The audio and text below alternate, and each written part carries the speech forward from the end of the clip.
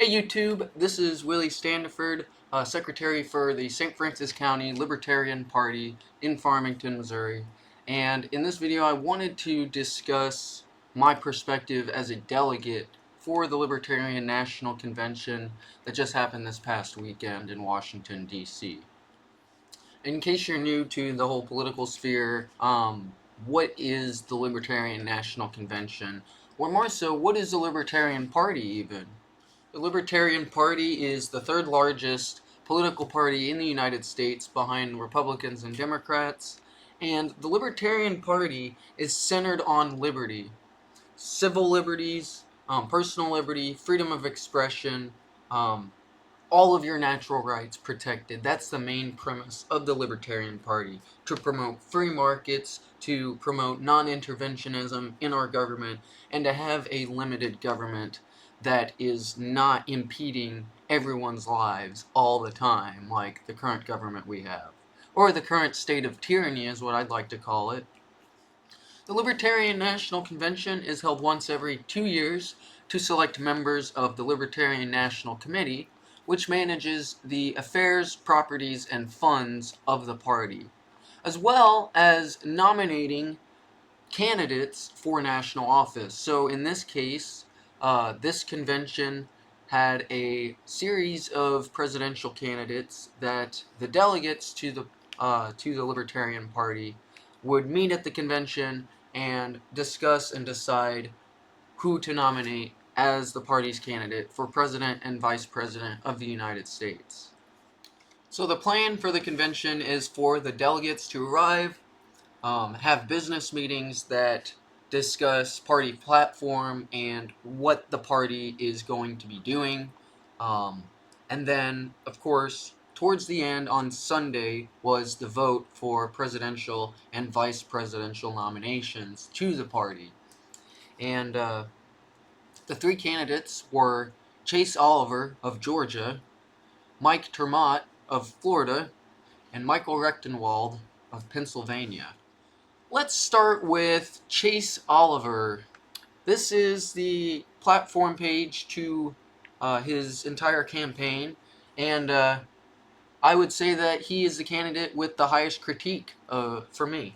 So let's go ahead and start with this. Our immigration system is a tragic mess. We simply must break the partisan logjam and bring people from all parties together to reform and modernize it. Better few examples of bad government, overlaying complex laws, yada yada. Let's go down to this. He wants to collaborate with Congress to return to an Ellis Island style of processing immigrants. The dude wants to give people visas in just a few days, in a matter of days. He wants to make this process days. I mean, I understand shortening the process, on average it takes 10 to 12 years to become a citizen of the United States, to immigrate here legally, which I will admit is quite a bit of time. There's a bit of a vetting process there, and that probably should be shortened some. But to shorten that to days? Come on. At a time when we've already got record high illegal immigration into the United States, it's practically an invasion. It is an invasion. There are people coming here that, in mass numbers, that should not be coming here, and we're unable to keep our border secure because of that. I would constitute that as an invasion. That's what I would call it.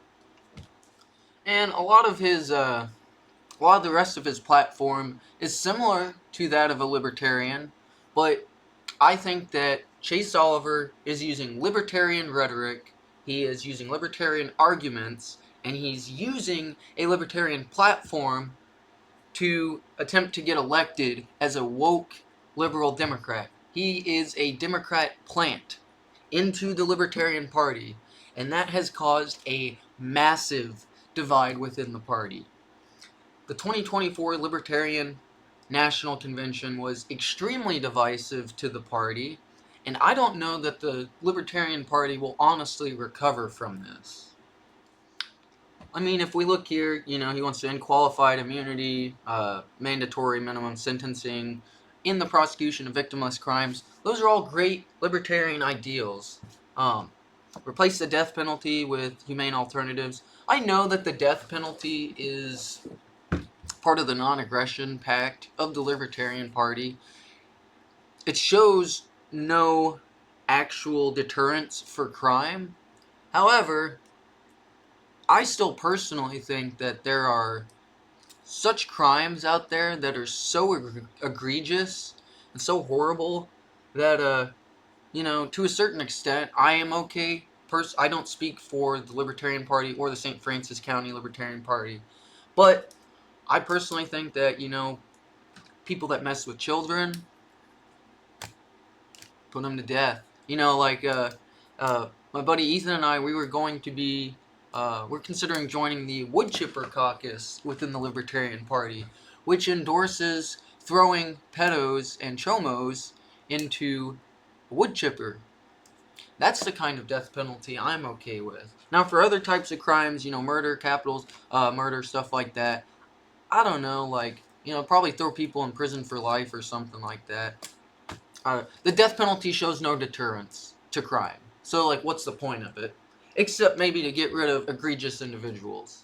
He wants to talk about ending the war on drugs, repeal the Controlled Substances Act, passage of the Drug Policy Reform Act, stuff like this. However, I don't think Chase is mentioning in his descheduling of cannabis with the stroke of a pen. The United States is part of a treaty with the rest of the world that does not allow the just outright legalization of marijuana. Now, that's a globalist type deal. We are our own sovereign country. I think that we should be able to do that, but we cannot do that without changing our treaties with the rest of the world. We have to update that first before we can just deschedule it with the stroke of a pen, because as you can see, cannabis is currently being recommended to be rescheduled by the HSS and the DEA, and it's going through that process to reschedule from Schedule 1 to Schedule 3, pending a public comment period. But we can't go beyond Schedule 3 without updating our treaties, or renegotiating those treaties, which I think President Trump would be perfect to do. Trump's a great negotiator. If anyone's going to be able to do something like that and renegotiate our treaties with the rest of the world, it's going to be Trump. Now, do these treaties trump our own sovereignty? No. But I think on the world stage, we should be respectful and and do proper business, which I think Trump will do.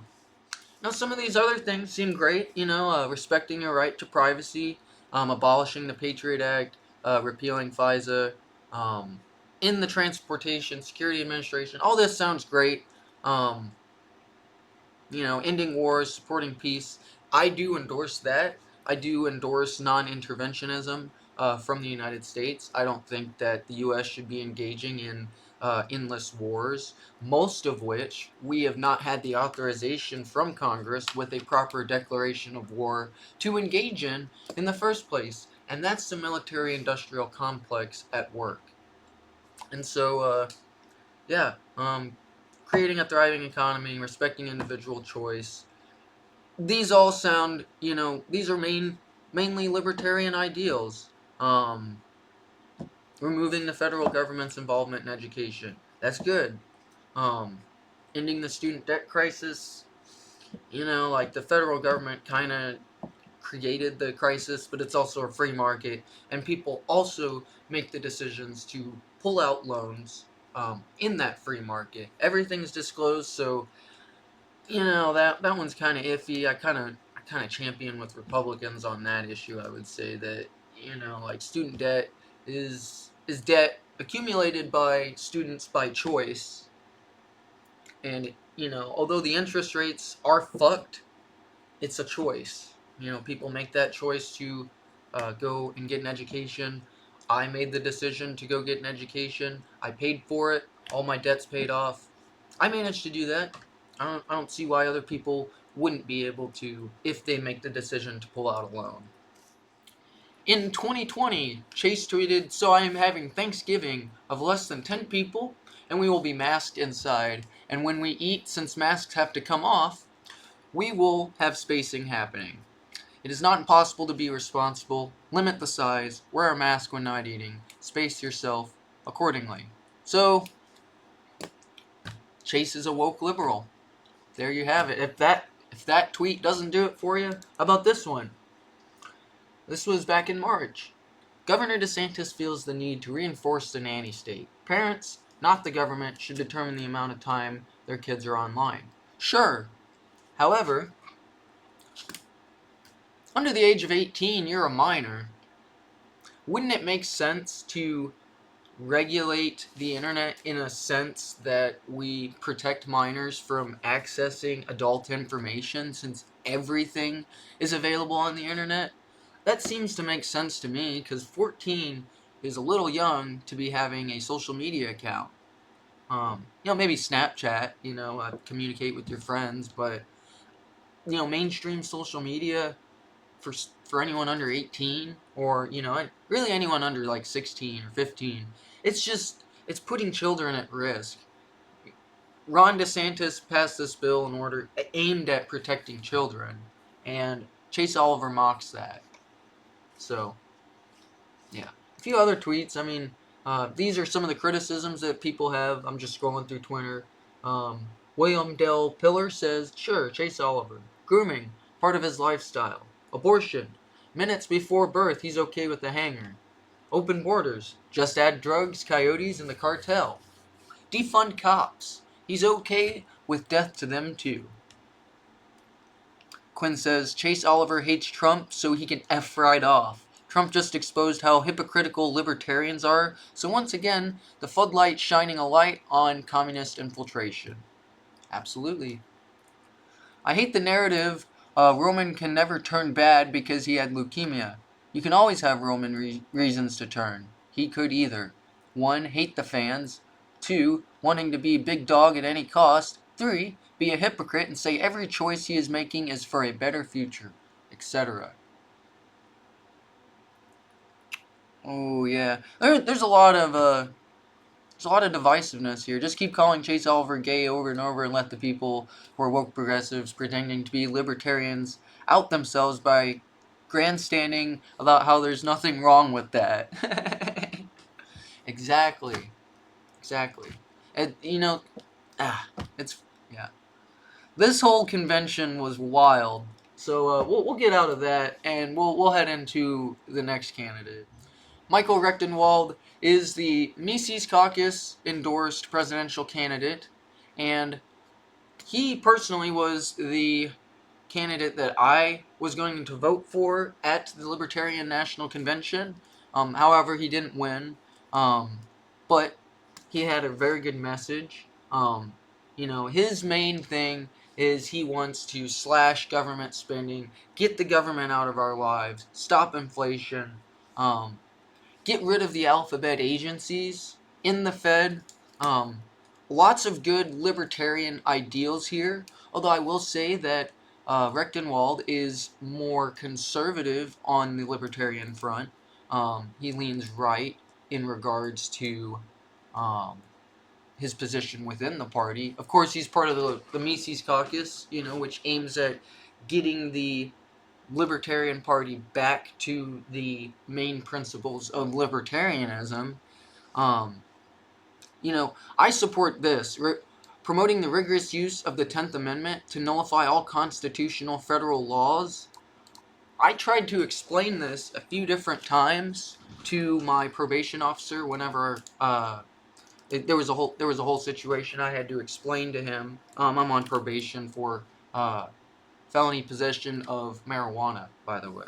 And so I had to discuss with him, and it's like, well, he was like, it sounds like you're confused. And I'm like, well, no, the power is not delegated to the United States by the Constitution, nor prohibited by the states, are reserved to the states or the people respectively. So in essence, the 10th Amendment is saying, if it's not written in the United States Constitution, then it is not a power of the federal government.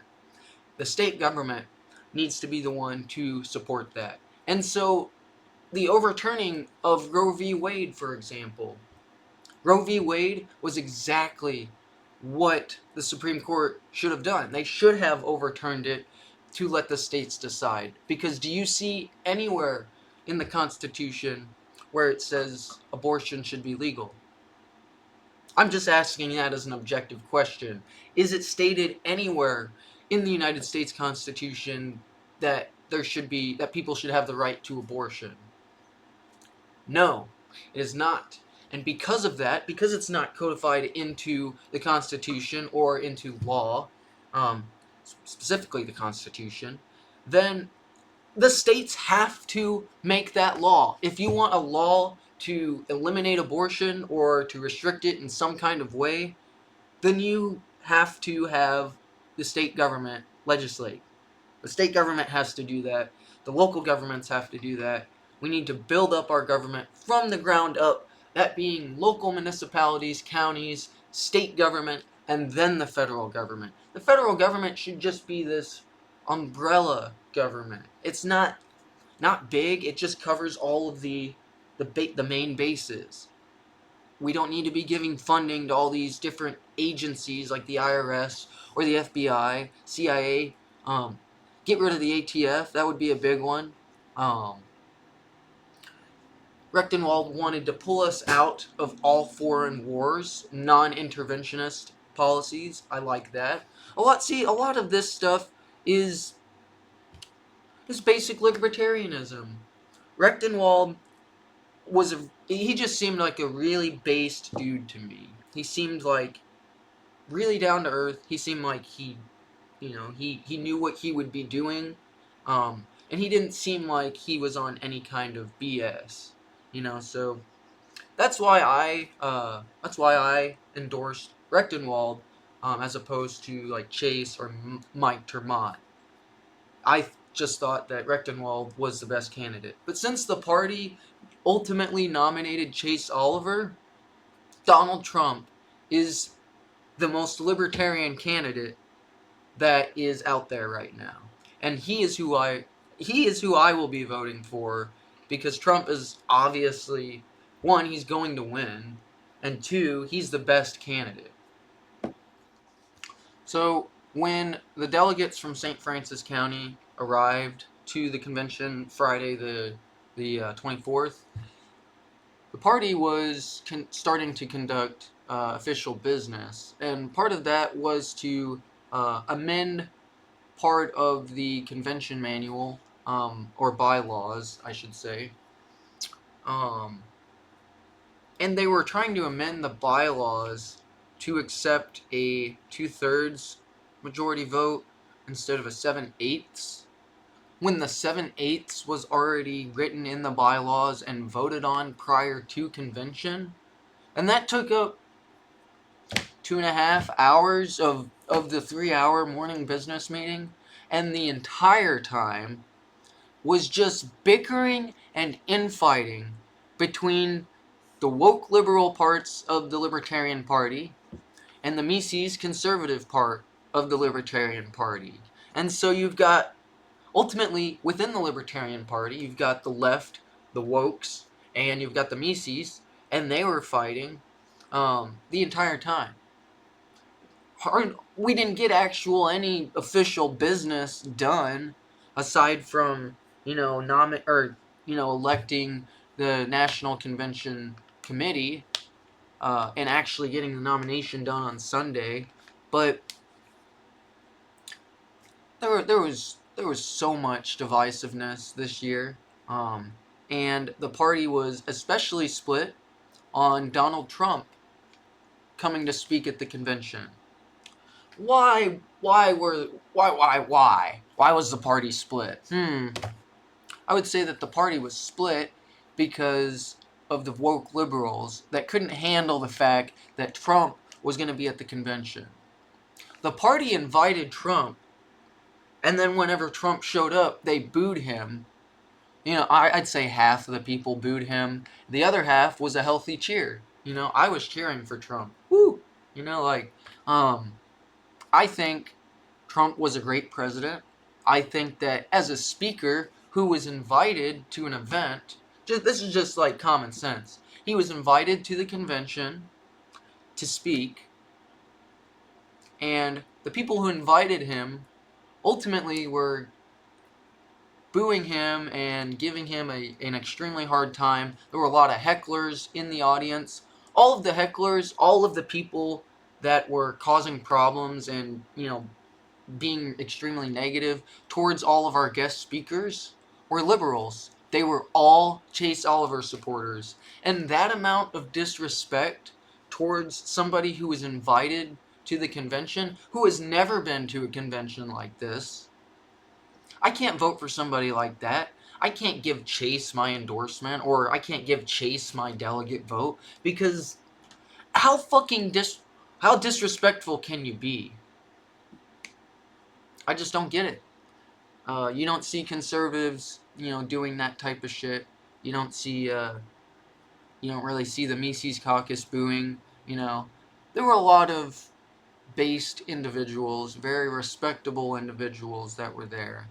But Chase is not a candidate that you want to be voting for. He's basically another Democrat. You've got RFK, you've got Biden, and you've got Chase. All three of those are Democrats. They've split up their vote.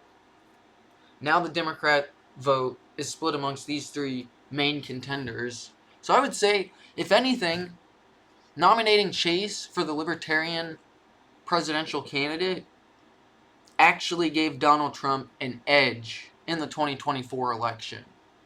Because now people have less of a choice. They don't have a choice of a libertarian. They have a choice between 3 Democrats and a Republican. I'm going with the Republican because I've seen his track record. I've seen the business that he's been able to do. And call me a bigot, call me what you will, Donald Trump was a good president. He had good economic policies. He had good relationships with other nations. And he did not start any new wars.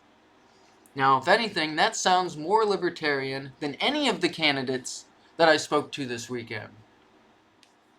I will later in the week be hosting a live stream that will be more of a Q&A session. Ask me anything you want as a delegate, and I will give you whatever answer I'm able to give you and share my experience with you. If you have any questions about what happened at the convention, how things were, what influenced my decision, I'll be answering all that on the live stream, probably Wednesday, but possibly Thursday, so in the next day or two, just look for a notification that I'm coming online, and we'll start the Q&A session. Thank you guys for watching this video.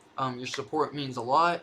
We're trying to push the message of libertarianism, push the message of freedom and liberty, and we want people to be well educated on their stances and their platforms. I'll include Chase Oliver's, Michael Rectenwald's, and Mike Termont's campaign platform in the description below, so that you guys can look into that on your own, do your own research on the candidate. Just know that the party has already nominated Chase Oliver as the president candidate and Mike Termont as the VP. So, the other candidates aren't really viable choices anymore. But yeah. Thank you guys again for watching this video. Your support means a lot. Be sure to smash that like button. Subscribe if you haven't done so already. And we will see you in the next one or on the live stream. So take care, stay safe, and peace.